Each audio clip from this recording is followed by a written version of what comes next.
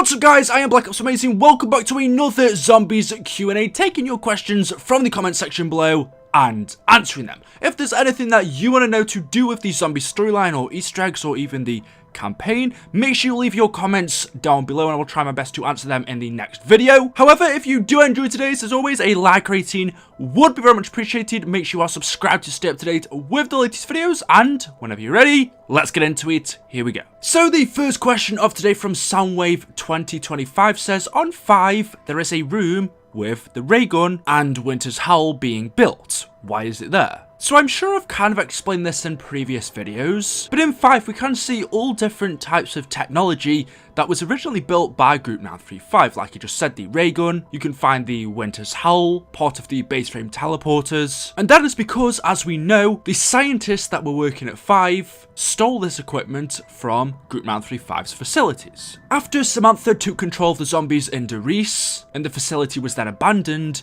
both scientists from 5, the Americans, and also the Russians, scientists from Ascension, went to the abandoned Doris facility and recovered anything left that belonged to Group 935. The Russians took Richthofen's diary, whereas the Americans took part of Group 935's teleporter, they took a prototype of Maxis's ray gun, and then, once back at the Pentagon, they took these weapons apart, they tried to discover how they worked and make better, improved versions of them. And we can see that's exactly what the scientists in the Pentagon did. They made what they thought was an improved version of Group 935's teleporters, because as we can see in 5, their teleporters do work quicker, but they don't always take you to the place where you want to go. They don't take you to a direct location, you just get teleported somewhere random. And you can also see, like this comment says, on the desks down in the basement, you can see the ray gun and the Winter's Howl being taken apart. The Americans were doing this to discover what technology was inside it and then use this to their advantage to make better, improved versions of these weapons. We do also know that some Group 935 scientists did end up working for the Americans in the Pentagon. After Group 935 was disbandoned, the Americans hired former Group 935 scientists to help with their work, so that may have had something to do with it. But there we go. XX the Gaming Raptor XX A says, a lot of people always ask me this as well, but BOA, why does it cost money for opening goddamn doors in games? So why do you have to pay points to buy doors, move debris? Why do you basically have to buy everything? I mean, as far as I know, we haven't had any story behind this. We haven't had any meaning behind it. It's, you know, just there so it's not easier for us to quickly get around the map. So it makes it more of a challenge. I mean, it is a bit weird, and it makes more sense in World War II zombies since you need jolts to open the door. Jolts are obviously power, so once you save up enough power or strength, you can then use that strength to open a door. That makes a little bit more sense. But in Treyarch Zombies we use points to open doors. This has probably got something to do with Dr Monty, since we know he's been watching us since the, well, pretty much the very beginning, but we haven't had any explanation behind, so I don't really think there's any meaning behind it, just apart from the fact that it just makes it more challenging. But look, if you're that one dick who doesn't want to open the door, you've got 20,000 points, mate, I've got 500, just open it, alright? No, sorry, didn't mean shout. Delaney Boy Please says, BOA, in the Revelations cutscene, do you think Takeo and Nikolai were going to kill Dr Monty? And simple answer, yes. We can see in this cutscene at the end, when Dr Monty tells our characters that they can't stay in his universe, and he says that he has to get rid of them or they have to go, and they then begin to fade out of existence, we can see Takeo, Nikolai and Dempsey all pull out their weapons. And they obviously did this in self-defense. Dr Monty said he was going to kill them. Well, he didn't say that, but that's pretty much what he meant. And so in self-defense, the characters draw their weapons, and I think if it had gone on for like 5 more seconds, then they probably would have shot at him. But as we know, they didn't need to, because he changed his mind and said to them, in fact, he knows exactly what they can do, and he sends them to a different place and time. So yes, I do think they were drawing their weapons, ready to fight off Dr Monty if he did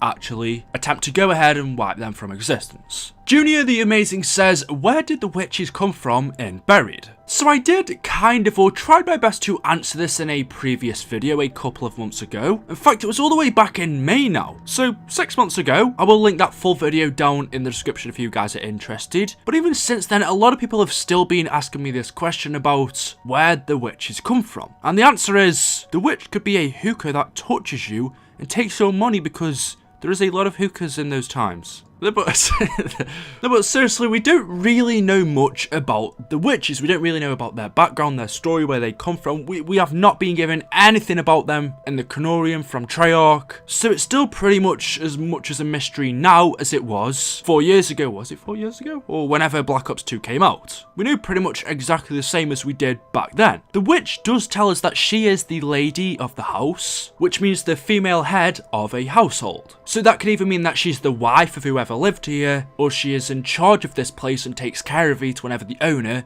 is away. Obviously, she's dressed in black dress, black veil, old clothing, which actually a lot of people did back then, so I can't really say too much about that. Obviously, since she's a ghost, in some way she died, and that's a mistake that a lot of people make. We call her witches, but actually she's a ghost. So something must have happened to her, and she does get defensive whenever we go in this house.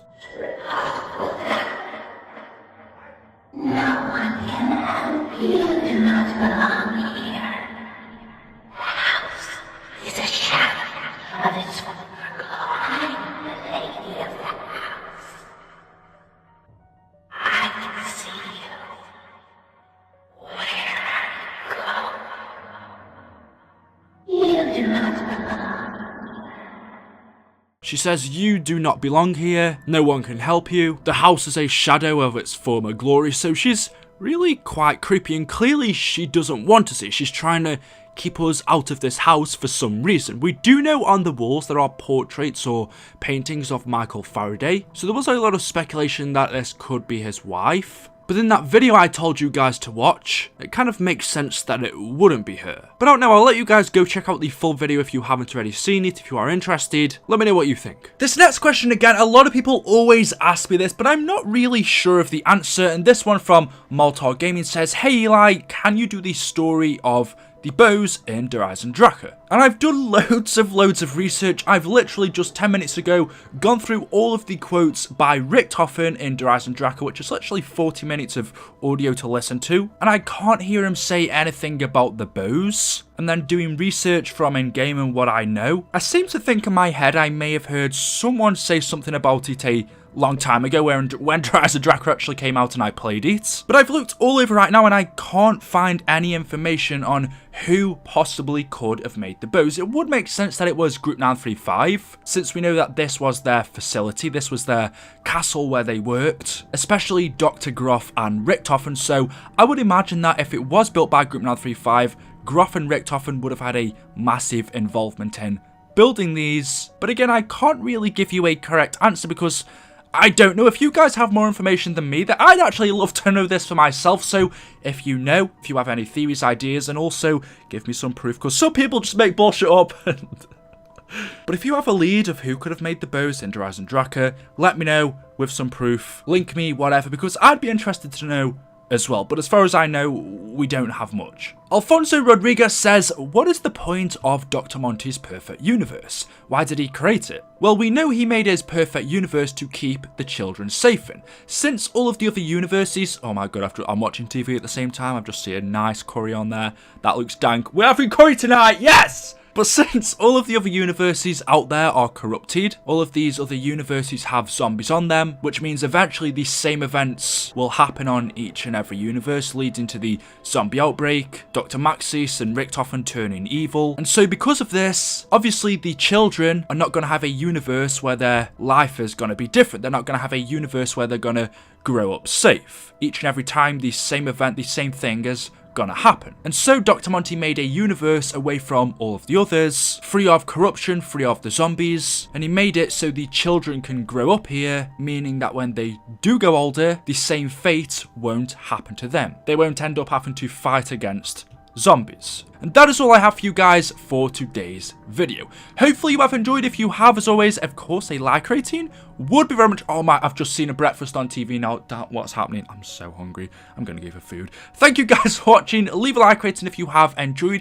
I do have a question for you. I've just been looking through the comments on my videos and a lot of people have been asking me, Eli, when are you going to live stream? I would love to live stream. My computer isn't too good, but I think I could do it. But the only problem is I don't exactly know what to stream. Zombies is okay, but because I've played it so much, I tend to get bored of just playing it after 30 minutes. World War II Zombies, I'm not that interested in the gameplay. As you know, I'm more of a story person, but if you want me to stream, let me know in the comment section below what game I should play. Anyway guys, thank you for watching, make sure you are subscribed to the channel, and of course we'll see you all in the next video. Thank you, and goodbye.